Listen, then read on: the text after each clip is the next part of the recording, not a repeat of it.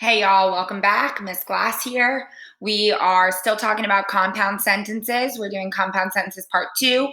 We have already looked at how to write sentences with the I, comma, CI formula. And today we are going to focus on writing with semicolons.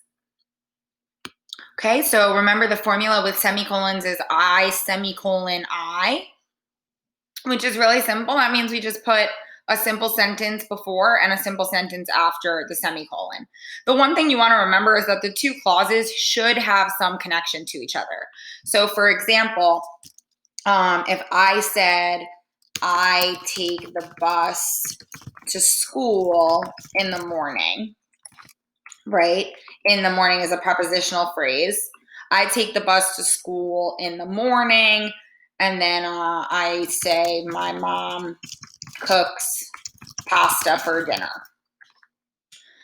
Those two sentences really aren't related to each other. There's no reason for them to be connected by a semicolon because they don't have anything to do with each other.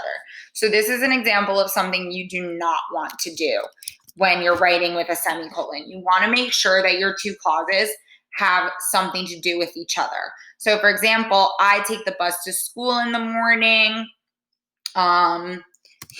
Usually it is raining, right? And again, this is not a new sentence, so you want to make sure you keep that as a lowercase and end with a period at the end of your sentence. So I take the bus to school in the morning. Usually it is raining.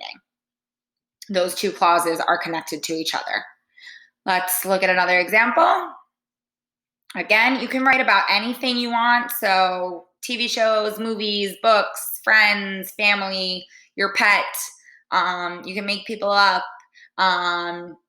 You just want to make sure you're following the formulas for the sentences. Okay, so clause number 1, I'm going to say the cats and dogs barked at the loud noise.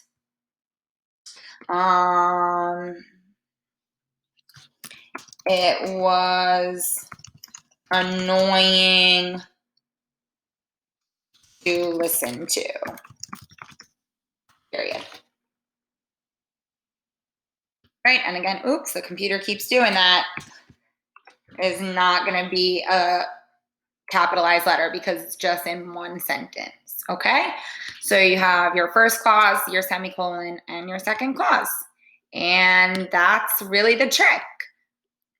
You guys can go on to writing semicolons practice on MyMCPS, which again, you're just going to write 2 sentences with the formula I, semicolon, I, and then you're going to comment on one of your classmates' posts, but you're going to identify the first and second independent clauses in both sentences.